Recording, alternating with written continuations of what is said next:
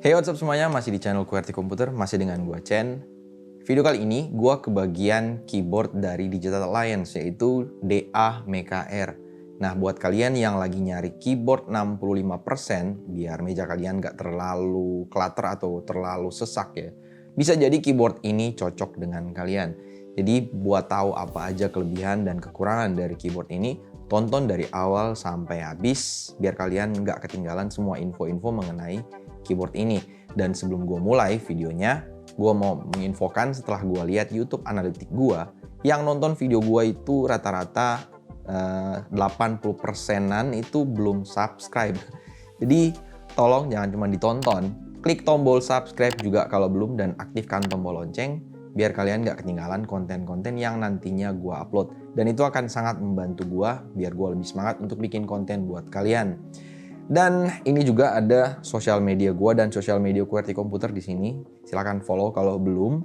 Dan seperti biasanya sebelum gue mulai video ini, gue intro dulu.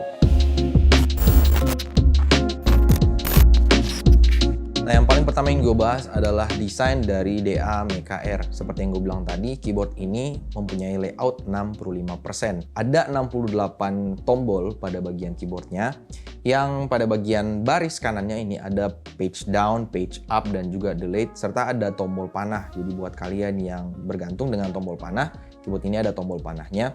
Tapi pada bagian baris atasnya ini nggak ada tombol F sama sekali. Dan pada bagian sudut kanan atas ada tombol konsol. Jadi kayak gua agak sedikit kerepotan karena muscle memory gua udah terbiasa hafal di mana tombol konsolnya ada pada bagian kiri atas. Nah, untuk pada bagian bawahnya sendiri, ini ada fit bahan karet. Jadi memudahkan kalian kalau misalnya meja kalian nggak pakai mousepad, ini nggak gampang geser karena ada bahan karet pada bagian fitnya. Sedangkan untuk dari tinggi dari keyboardnya sendiri, kalau misalnya kalian nggak terlalu cocok dengan tinggi keyboardnya, ini ada fit pada bagian bawah yang bisa kalian lipat sehingga menambah ketinggian dari keyboardnya sendiri dan membuat posisi tangan kalian lebih nyaman waktu mengetik.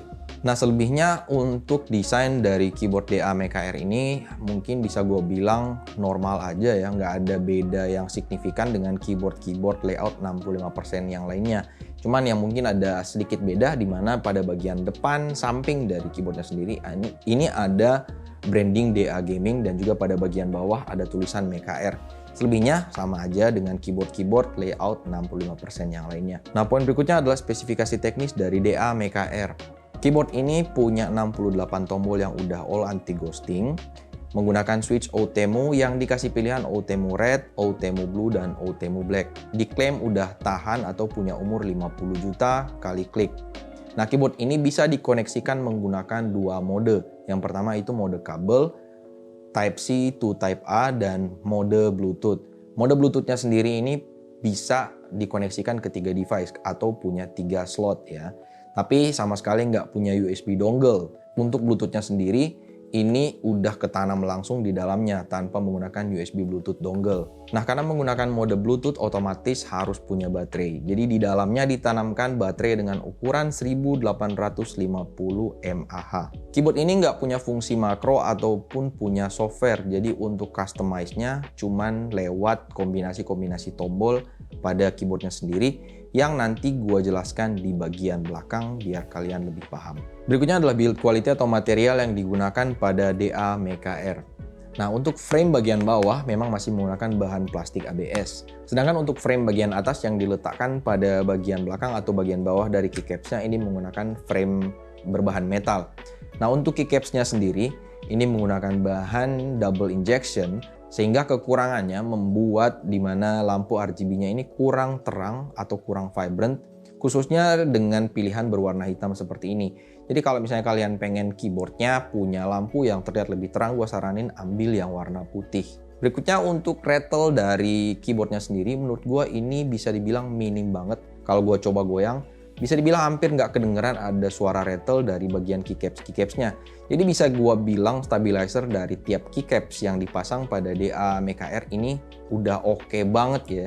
Kalau misalnya gua goyang-goyang kayak gini, ini bisa dibilang menurut gua udah stabil banget. Jadi gua salut banget dengan DA-MKR karena assembly atau build quality dari keyboard ini bisa dibilang oke banget. Nah, selanjutnya adalah experience gua atau mungkin pendapat gua mengenai DA-MKR. Keyboard yang gue dapat dari DA kali ini adalah keyboard dengan switch Outemu Blue. Sayang banget karena sebenarnya gue lebih prefer untuk Outemu Red ya.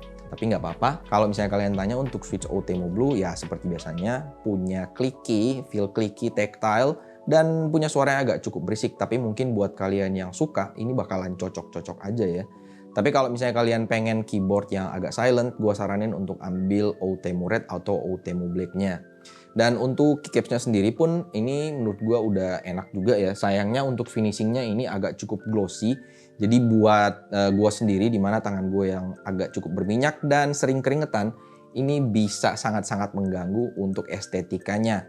Nah kalau untuk suara typing testnya di sini akan gue coba tampilkan biar kalian nilai sendiri seperti apa kira-kira sound dari keycaps dan dari switchnya sendiri.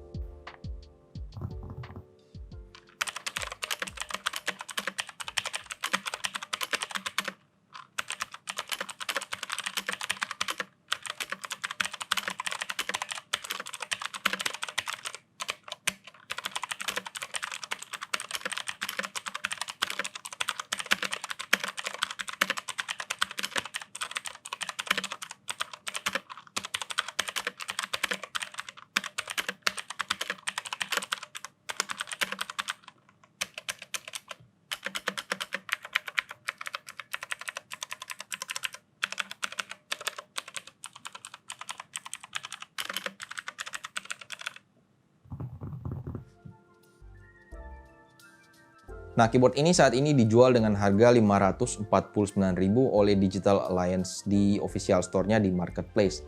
Menurut gua dengan harga segitu, keyboard ini udah worth it banget karena punya poin plus di mana keyboard ini memiliki dual connection ya. Jadi bisa sangat fleksibel kalau misalnya kalian pengen setup PC gaming kalian terlihat lebih clean tanpa ada kabel yang berantakan di atas meja kalian. Kalian bisa pakai keyboard ini di mode Bluetooth-nya. Dan untuk latensinya sendiri pun menurut gue ini udah cukup minim karena punya Bluetooth 5.0.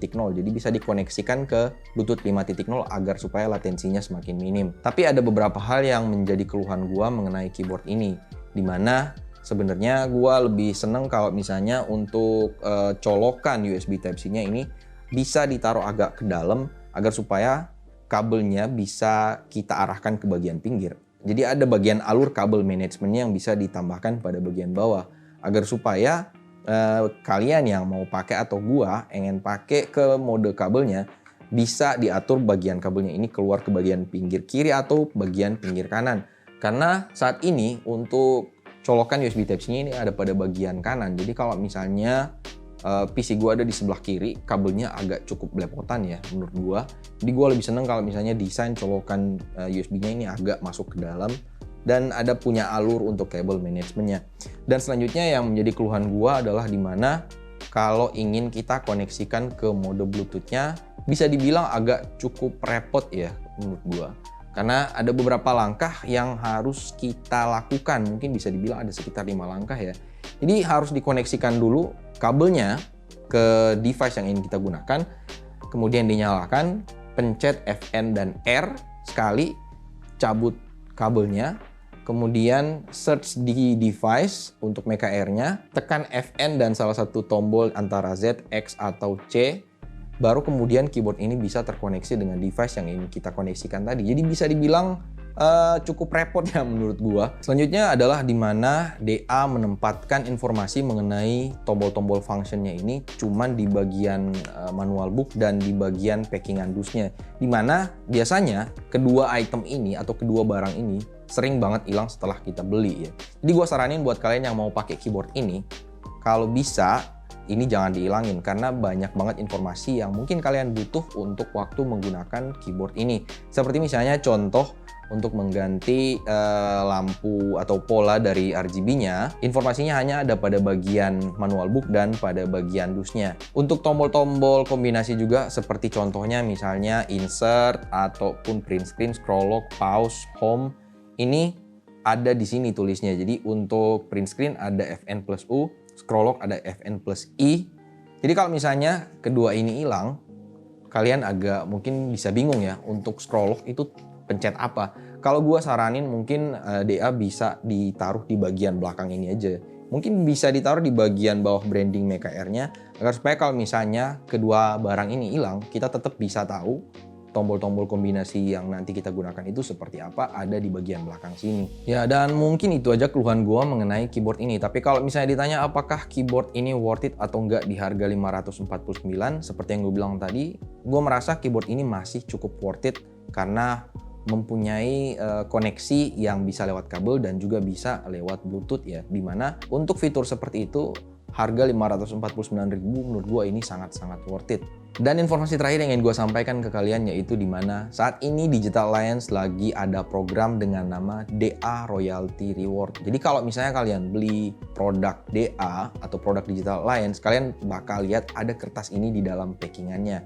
Nah, jangan lupa untuk ikut program ini karena bisa jadi kalian bakalan memenangkan hadiah 1 unit sepeda motor Matic, 1 unit set PC gaming, dan 1 unit gaming chair. Wow, caranya gampang. Nanti lihat aja di bagian belakang. Intinya kalian bikin video minimal 3 menit sampai 5 menit kemudian di-upload. Dan untuk detailnya kalian lihat aja di bagian belakang dari kartunya atau kertasnya ini untuk bagaimana cara mengikuti DA Royalty Reward. Dan oke, mungkin segitu aja video gua mengenai review dari DA MKR. Gua harap video ini udah cukup mencakup semua informasi mengenai keyboard ini ya. Tapi kalau misalnya ada yang kurang, nanti langsung aja tulis di kolom komentar di bawah. Gua akan coba jawab sebisa gua. Dan seperti biasanya buat kalian yang belum follow sosial media gua, nanti di sini gua taruh sosial media gua dan sosial media QWERTY Komputer. Dan yang terakhir, jangan lupa klik tombol like kalau video ini berguna buat kalian. Klik tombol subscribe juga kalau misalnya belum, dan klik tombol lonceng biar kalian nggak ketinggalan konten-konten menarik dari gua yang intinya gua upload. Dan oke, mungkin segitu dulu video kali ini. Kita jumpa lagi di video yang akan datang. Sampai jumpa. Thank you and bye.